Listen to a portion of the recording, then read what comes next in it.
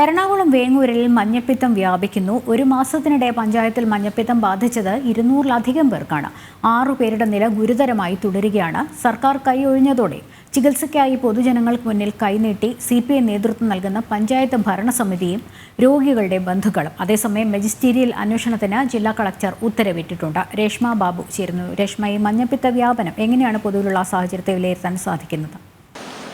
ലക്ഷ്മി, ഇക്കഴിഞ്ഞ ഏപ്രിൽ 17-നാണ് എറണാകുളം വേങ്ങൂർ പഞ്ചായത്തിൽ hepatitis A വിഭാഗത്തിൽപ്പെടുന്ന മഞ്ഞപ്പിത്തം സ്ഥിരീകരിച്ചത്. മൂടക്കുഴി പഞ്ചായത്ത് സ്വദേശി അടക്കം 2 പേരാണ് മഞ്ഞപ്പിത്ത ബാധയെ തുടർന്ന് മരിച്ചത്.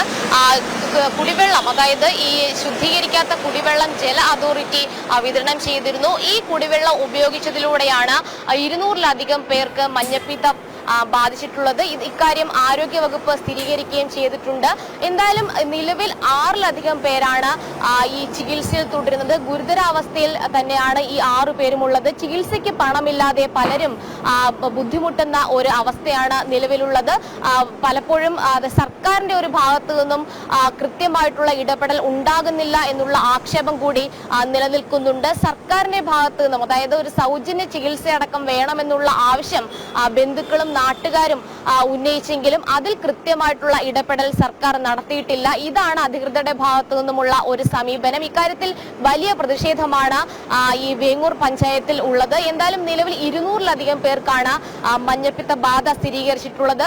6 പേരുടെ നില അതീവ ഗുരുതരമായിട്ട് തുടരുകയാണ്. സ്വകാര്യ ആശുപത്രികളടക്കമാണ് ഇവർ ചികിത്സ തേടിയിട്ടുള്ളത്. ഒരു വീട്ടിൽ തന്നെ 6-ലധികം പേർക്ക് മഞ്ഞപ്പിത്തം ബാധിച്ചിട്ടുണ്ട്. ഇവരുടെ ചികിത്സാ ചെലവുകൾ വലിയ രീതിയിൽ ബുദ്ധിമുട്ടുകൾ കുടുംബത്തിന് ഉണ്ടാക്കുകയും ചെയ്യുന്നുണ്ട്. പലരും സഹായഹസ്തവുമായിട്ട് നാട്ടുകാരുടെ മുന്നിലേക്ക് ഇറങ്ങേണ്ട ഒരു സാഹചര്യമാണുള്ളത്. കഴിഞ്ഞ ദിവസമാണ് ഈ സംഭവത്തിൽ ഒരു മജിസ്റ്റീരിയൽ അന്വേഷണം പ്രഖ്യാപിച്ചുകൊണ്ട് കളക്ടർ നടപടി സ്വീകരിച്ചിട്ടുള്ളത്. 2 ആഴ്ചയ്ക്കുള്ളിൽ RDO ഷൈജു പി ജേക്കബ് ഇത് സംബന്ധിച്ച് റിപ്പോർട്ട് നൽകണമെന്നുള്ളതാണ് കളക്ടർ നൽകിയിട്ടുള്ള നിർദ്ദേശം. അതായത് ഈ മരണകാരണം ഏതു വിധത്തിലാണ്, അതോടൊപ്പം തന്നെ വകുപ്പ് തല നടപടി സ്വീകരിക്കുന്നതിൽ ഏതെങ്കിലും തരത്തിൽ വീഴ്ച സംഭവിച്ചോ, മഞ്ഞപ്പിത്ത വ്യാപനത്തിന്റെ മറ്റ് കാര്യകാരണങ്ങൾ എന്തൊക്കെയാണ്, ഇതൊക്കെ തന്നെയാണ് ഈ മജിസ്റ്റീരിയൽ അന്വേഷണത്തിന്റെ ഭാഗമായിട്ട് പരിശോധിക്കേണ്ടത്. എന്നാലും 2 ആഴ്ചയ്ക്കുള്ളിൽ റിപ്പോർട്ട് സമർപ്പിക്കപ്പെട്ടതിന് ശേഷം കൂടുതൽ നടപടികളിലേക്ക് കടക്കുമെന്നാണ് കളക്ടറുമായി ബന്ധപ്പെട്ടുള്ള വൃത്തങ്ങൾ പറയുന്നത്. എന്തായാലും 200-ലധികം പേർക്ക് മഞ്ഞപ്പിത്ത ബാധ സ്ഥിരീകരിച്ചിട്ടും കാര്യമായിട്ടുള്ള ഇടപെടലുകൾ